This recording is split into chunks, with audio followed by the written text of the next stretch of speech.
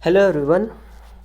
आज हमारा इस चैप्टर का लास्ट लेक्चर होगा और ये ऑलमोस्ट एंड हो चुका है। आपका होमवर्क तो ये आज तो वैसे भी नोट्स के लिए कुछ है नहीं, तो आपको करना ये होगा कि जो भी बुक में एक्सरसाइज के क्वेश्चंस हैं वो आपको सॉल्व करना है। अगर आपके पास बुक नहीं है तो आप मेरे से बोल सकते हो, मैं आपको एक्सरसाइज के क्वेश्चंस सेंड कर दूँगा या फिर वो उसका फ़ोटो अपलोड कर दूँगा। ठीक है, तो एंड करने से पहले एक बार वापस से रिकॉल कर लेते हैं हमने क्या क्या पढ़ा था। सबसे पहले हमने ये पढ़ा था कि मैटर एक साइंटिफिक टर्म है और मैटर क्या होता है, जो हमारे आसपास की चीज़ें हैं, अगर वो मास उसके पास है और वो अगर स्पेस लेते हैं तो वो मैटर है। ठीक है, उसके बाद हम पार्टिकल्स के बारे में हमने थोड़ा सा पढ़ा था, उसमें कुछ एक्सपेरिमेंट्स देखे थे। पार्टिकल्स बहुत ही छोटे पार्टिकल्स होते हैं, पार्टिकल जो होते हैं बहुत छोटे साइज़ के होते हैं, उनके बीच में गैप होता है, वो कंटिन्यूअस हो सकते हैं, उनके बीच में जो है आपस में फोर्स लग सकता है। फिर उसके बाद जो है फिज़िकल स्टेट्स के बारे में हमने पढ़ा था। और फिज़िकल स्टेट्स के बारे में पढ़ने से पहले हमने थोड़ा सा एंशिएंट जो साइंटिस्ट हुआ करते थे या फिलोसफर्स हुआ करते थे उनके बारे में हमने थोड़ा सा पढ़ा था कि वो क्या मानते थे कि मैटर कितने तरीके के हो सकते हैं। 5 तरीके के। ठीक है, उस समय उसमें अर्थ था, एयर था, फायर था और 2 चीज़ें और थी। ठीक है, वाटर भी था, अब पता नहीं, और शायद सॉइल था, अर्थ था। तो वो सारी चीज़ें हमने पढ़ी थी। उसके बाद फिर हम ये फिज़िकल स्टेट्स के बारे में जो मैटर थे इनके बारे में हमने डिटेल में पढ़ा था। और पढ़ा ये था कि जो है सॉलिड कैसा होता है, उनके पार्टिकल्स कैसे कैसे अलाइंड होते हैं, बहुत ही ज़्यादा डिसिप्लिन्ड होते हैं, उनके पार्टिकल्स एक दूसरे के साथ बहुत ज़्यादा स्ट्रांगली बॉन्डेड होते हैं, उनको जो है आसानी से कोई तोड़ ही नहीं सकता। ठीक है, फिर उसके बाद उनको इजीली कोई कंप्रेस नहीं कर सकता, उसका साइज़ को कोई डिफॉर्म नहीं कर सकता। लिक्विड्स का क्या था, तो सॉलिड्स के बारे में ये था कि उनका फिक्स वॉल्यूम होता है, फिक्स शेप होता है। फिर लिक्विड के बारे में हमने पढ़ा था, लिक्विड का फिक्स वॉल्यूम तो होता है लेकिन फिक्स शेप नहीं होता है, वो जिस भी कंटेनर में डालोगे उस कंटेनर का वो शेप ले लेता है। और जो गैसेस के बारे में हमने पढ़ा था, तो गैस के जो गैस में वॉल्यूम भी फिक्स नहीं होता, उसमें जो है शेप भी फिक्स नहीं होता, साइज़ भी फिक्स नहीं होता। ठीक है, तो अगर गैस को मैं 1 लीटर के बर्तन में डाल दूँ तो वो 1 लीटर के बर्तन में पूरा का पूरा आ जाएगा, पूरा उसका पूरा एरिया कवर कर लेगा। अगर मैं 20 लीटर के बर्तन में डालता हूँ तो 20 लीटर के बर्तन में भी पूरा का पूरा एरिया कवर कर लेगा। ठीक है, जितना ज़्यादा एरिया कवर करेगा उतना ही ज़्यादा उनके पार्टिकल्स के बीच में जो है गैप होगा, वो बहुत उतना ही ज़्यादा होगा। ठीक है, फिर उसके बाद हमने स्टेट्स को, एक स्टेट को दूसरे स्टेट में चेंज करने के बारे में पढ़ा था। Solid to liquid, liquid to gas, gas to liquid और लिक्विड टू सॉलिड। फिर एक और हमने स्पेशल पढ़ा था, उसमें क्या था कि सॉलिड से डायरेक्ट गैस और gas to direct solid, sublimation जिसको बोलते हैं। फिर उसके बाद हमने थोड़ा सा बॉइलिंग पॉइंट के बारे में पढ़ा था, मेल्टिंग पॉइंट के बारे में पढ़ा था, इवेपोरेशन के बारे में पढ़ा था। उसके बाद लेटेंट हीट के बारे में पढ़ा था, latent heat of fusion, latent heat of boiling या इवेपोरेशन। ठीक है, उसके बारे में हमने थोड़ा बहुत पढ़ा था। फिर उसके बाद हमने क्या पढ़ा था, उसके बाद हम फैक्टर्स के बारे में पढ़ रहे थे कि कौन से फैक्टर्स हैं जो अफेक्ट कर सकते हैं किसी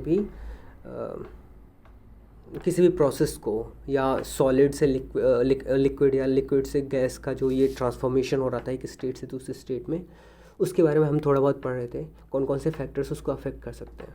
तो फैक्टर्स में क्या थे, जो सरफेस एरिया था वो अफेक्ट कर सकता है, फिर ह्यूमिडिटी अफेक्ट कर सकती है, फिर उसके बाद एयर की स्पीड अफेक्ट कर सकती है, और क्या था, टेम्परेचर भी अफेक्ट कर सकता है। और एक और चीज़ हमने क्या पढ़ी थी, लेटेंट हीट पढ़ लिया था, सब्लिमेशन भी पढ़ लिया था। और उसके बाद आई थिंक हमने ऑलमोस्ट सारा कुछ कवर कर लिया। और एक और चीज़ था कि हम प्रेशर से भी हम जो है वो क्या कहते हैं, हम एक स्टेट से दूसरे स्टेट में हम कन्वर्ट कर सकते हैं। जैसे हमने गैस को देखा था, गैस को बहुत ज़्यादा प्रेशर दे दिया तो वो उससे जो है सॉलिड फॉर्म में भी कन्वर्ट कर सकते हैं उसको, और गैस लिक्विड फॉर्म में भी कन्वर्ट कर सकते हैं। तो प्रेशर भी एक फैक्टर हो सकता है जो एक स्टेट से दूसरे स्टेट में चेंज होने में मदद करेगा। ठीक है, और उसके बाद हमने ड्राई आइस के बारे में पढ़ा था। ठीक है, उसके बाद आई थिंक हमने सारा कुछ ऑलमोस्ट कवर कर लिया था। इसके बाद ये लास्ट में जो हमने पढ़ा था वो थोड़ा सा बहुत ज़्यादा जल्दी जल्दी हमने पढ़ लिया था, उसी को थोड़ा सा एक्सप्लेन करूँगा मैं, और एक्सप्लेन करने के बाद हमारा ये चैप्टर कंप्लीट हो जाएगा। आपको एक्सरसाइज ज़रूर करना है, ठीक है। तो कह रहा है हाउ इवेपोरेटिव कूलिंग वर्क्स। तो देखो ये कुछ ऐसा एक कोई सरफेस है, ठीक है।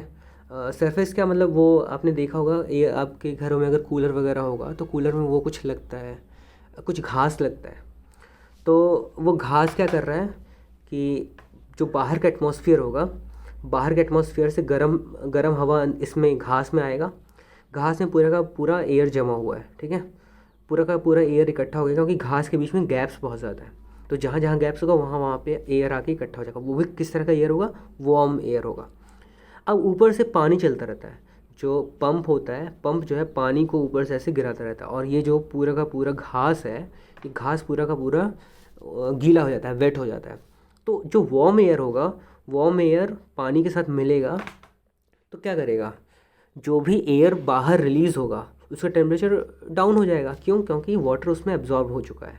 वाटर एब्जॉर्ब हो चुका है तो जो एयर होगा, एयर का जो टेम्परेचर है उसको डाउन कर देगा। हाँ, एक और चीज़ रहेगा, जो एयर अब जो इधर साइड में आ रहा है, इस एयर में ह्यूमिडिटी ज़्यादा रहेगी। मतलब इस एयर में वाटर पार्टिकल्स रिलेटिवली ज़्यादा होंगे जब एयर यहाँ पे था इसके कंपैरिजन में, ठीक है।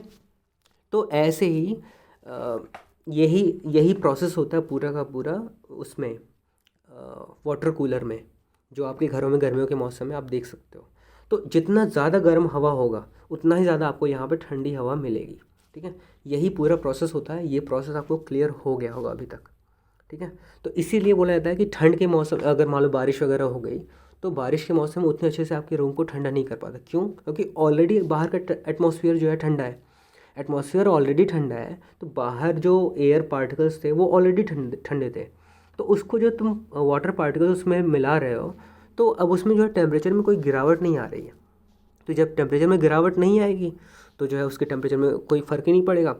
सिर्फ और सिर्फ जो है आपके रूम की जो ह्यूमिडिटी है वो ज़्यादा इंक्रीज़ होती चलेगी, क्योंकि आपके वाटर पार्टिकल्स बिना मतलब के आपके रूम में इकट्ठे होते रहेंगे, ठीक है। फिर उस या फिर उसका बहुत ज़्यादा गर्मी हो, बहुत ज़्यादा गर्मी हो तो आपके रूम का सारा वाटर पार्टिकल इवापोरेट हो जाएगा। अगर बहुत ज़्यादा गर्मी नहीं है तो आपके रूम में जो है गीला, बहुत ज़्यादा आपका रूम गीला हो जाएगा। आपके रूम का जो फर्श होगा वहाँ पे पानी जाके इकट्ठा हो जाएगा। क्लियर है? आगे है डेज़र्ट कूलर। डेज़र्ट कूलर आपके घरों में जो लगे होते हैं, जो वो प्लास्टिक वाले आते हैं। एक तो दो तरह के कूलर होते हैं। जो पहला वाला मैंने अभी दिखाया वो आपके घर की खिड़कियों के पास लगाए जाते हैं, और जो डेज़र्ट कूलर होता है ये आपके घर के अंदर, रूम के अंदर लगाया जाता है, ठीक है। तो इसमें भी वही सेम प्रोसेस है, बस इसमें थोड़ा सा प्रोसेसिंग थोड़ा सा डिफरेंट है, बाकी कंसेप्ट सेम है। इसमें भी देखो बाहर से हॉट एयर आ रहा है और यहाँ पे फ़िल्टर लगा है। जैसे वहाँ पे वो घास लगा हुआ था, घास के यहाँ पे फ़िल्टर लगा हुआ है। अब क्या है, ये जो पंप है, पंप पानी यहाँ से ले रहा है और यहाँ से यहाँ पे डाल रहा है फ़िल्टर में।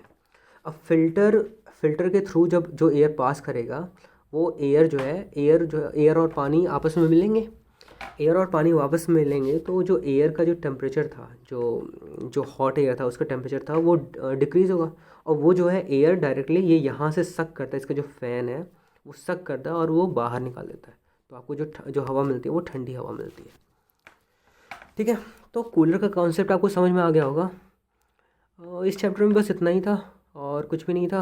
अगर कुछ आपको नया मिलता है तो आप मुझे भी बता सकते हो, और कहीं कोई डाउट अगर होता है तो आप बता दोगे मुझे, और एक्सरसाइज में कहीं कोई डाउट होती है तो भी मेरे से पूछ सकते हो। वैसे कोशिश करोगे आप लोग कि खुद से करना एक्सरसाइज। अगर कहीं कोई हेल्प चाहिए तो ले सकते हो, अदरवाइज़ आपके पास इंटरनेट है या फिर आपके भैया दीदी लोग हैं, आपके घर में बड़े कोई है तो उनसे भी आप जो है कंसल्ट कर सकते हो, ठीक है। जो भी आपको कन्वीनियंट लगे वो आप तरीका चूज़ कर सकते हो। चलो फिर आज के लिए इतना ही है, और ये अध्याय हमारा समाप्त होता है। धन्यवाद।